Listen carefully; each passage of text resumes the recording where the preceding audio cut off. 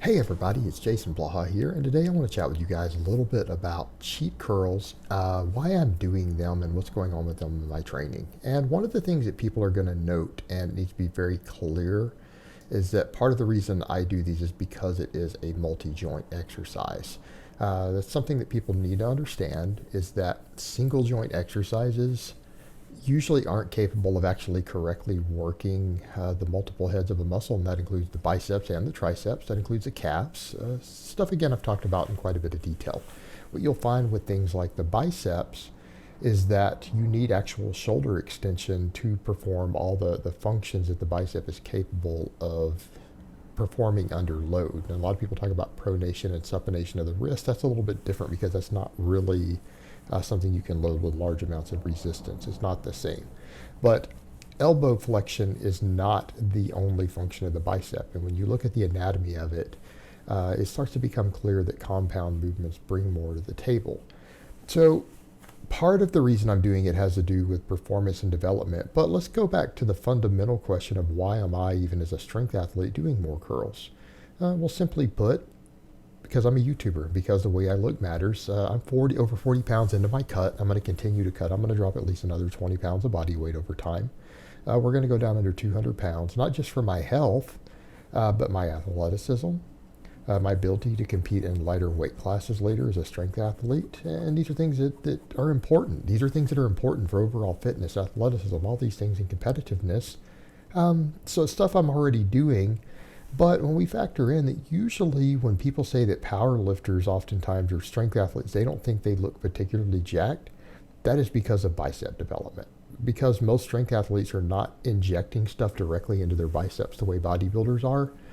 We don't have all that scar tissue and other stuff there, and so we already are at a disadvantage in terms of proportion because most bodybuilders, including even so-called natural bodybuilders, it's the norm for them to inject stuff into their biceps. It's normal. That's an everyday thing. Those who don't are the exception to the rule. So you have all of that to factor in, and then we start looking at the fact that normally we would say pull-ups and chin-ups and rows and these things can actually give you decent bicep development, and they can. In fact, the pull-ups and chin-ups, it's very apparent that they can. The research shows oftentimes they're better than curls. But what happens when we start doing a lot of deadlifting, good mornings, all these other back exercises as a strength athlete that we need? That means our back oftentimes has less recovery to spare for things like pull-ups, chin-ups, rows, right? We can still do them, but it's going to limit our workloads and volumes on them. And if it limits our workloads and volumes on them, we can't put the same focus into them that someone else will. A lot of times I would tell a lot of these younger lifters if they just did tons of pull-ups, their arms would grow. But at what point, when you start doing heavy deadlifts for a lot of reps, and good mornings and all these variations of these things, your back gets really, really fatigued. And what will happen very quickly is that your maximum recoverable volume for your biceps versus your back will start to become disproportionate because your back is so fatigued from the other stuff, you can't do as many pull-ups and chin-ups as might be necessary to maximize bicep growth. You can't. And so therefore you need to add an exercise in that can still stimulate this muscle while at the same time not adding to the cumulative fatigue that we're getting in our back, because it does become an issue of fatigue management. It does become an issue of fatigue management. Now, the upside to all of this is that there is still going to be carryover. There's going to be carryover. When you start doing curls in this manner as a compound movement, what happens? You get better strength development. Because again, you go look at all the research we have out there, what happens?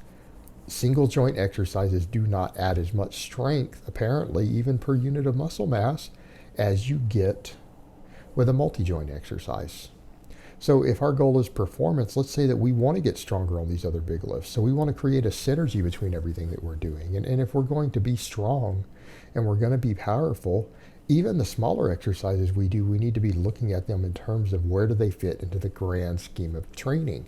And in the case of doing like a multi-joint cheat curl like this, where you might be cheating a little bit, you're using some shoulder extension, what happens? You turn it into a multi-joint exercise. That means in the long term, it's going to have better carryover to your strength in your arms, when it comes to the other lifts. Therefore, your arms are going to be able to contribute to heavier loads over time when you do the rows and the pull-ups and the chin-ups. Well, that's going to give you better overall development, because we need to always be concerned with performance. We need to always be concerned with strength, whether it's maximum strength or whether it's work capacity. This is the primary factor that will determine how much muscle you gain on your frame relative to what you might be taking. In other words, guys, take drugs, this stuff goes out the window. But when you're using nothing, or you're completely clean, or you're very conservatively enhanced, your strength and your work capacity are by far and large the single most important factors that will determine how much muscle you're going to gain. They are. And the scientific evidence for this has become so large that it's undeniable at this point, that anyone who believes otherwise is quite literally a fool. They're quite literally a fool at this point. So when we're selecting exercises, even a smaller exercise for the biceps, we should be looking at it in terms of what can this do for overall performance? How does this create a synergy in my training? How is this exercise going to help me become bigger overall? Well, in this case, if you're gaining strength more in the area because you've selected a variation that produces better strength, at least strength carry over to the big lifts, then you're going to get stronger on your big lifts. And if you're stronger on your big lifts, everything's going to be able to grow. So it's about creating a synergy. That's what we're trying to accomplish here. Now, we get over to the other thing that's interesting, and when we note the problem with single joint exercises is what? You can't train them. They don't train because they're based purely upon hypertrophy, which means you're going to have to alter programming continually. If you're doing a single joint exercise as the primary mass builder for any muscle in your body, you're going to hit plateaus very, very quickly. They're less trainable. The more joints and the more movement pattern that is involved in any given exercise, the longer you can train it with any given set of programming before it sees plateaus. There's a reason you can get stronger on the squat for 3 years straight, and you can't on the leg extension. Well, the same applies to muscles like the bicep. So when we start looking at these exercises, there is something to be said for doing a curl that is a multi-joint exercise. It maybe even has a little cheat to it. It has a motor pattern to it that can be learned. It means you can train it longer. So not only do we get better strength and better strength carryover, we get something that is trainable for a longer period of time so that we can get more progression over time. That's a win. That's a win in multiple ways. Then, you start looking at the function of the bicep.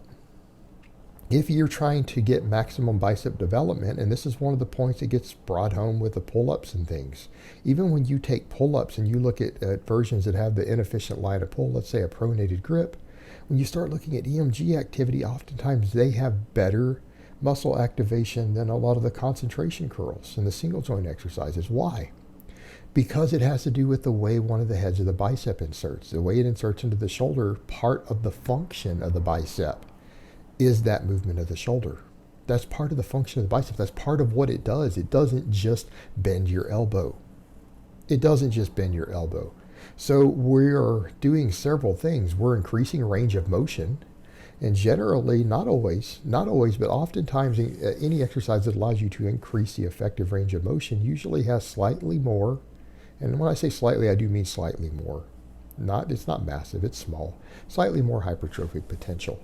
So by doing this, we're increasing the range of motion, we're increasing another secondary function of the muscle that is needed for the maximum development of at least one of the heads, and doing so in a multi-joint fashion.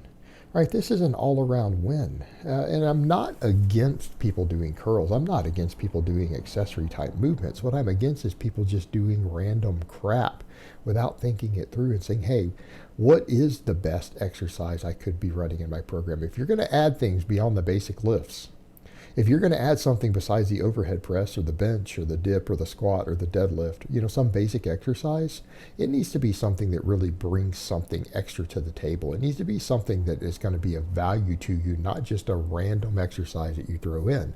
And I feel like the cheat curl brings a lot to the table as far as bicep development goes, particularly when you're throwing it in with your other big compounds, when you're trying to work with managing your overall maximum recoverable volume. And I think it's a good exercise. I'm going to be doing a lot of it because that's ultimately what limits me is things like bicep development and the amount of body fat I've historically carried that actually mask my overall size. It masks my physique, what I have underneath the fat. So it's part of my overall bigger plan to improve how I look, to improve my outreach so that I can get more people listening to what I'm saying.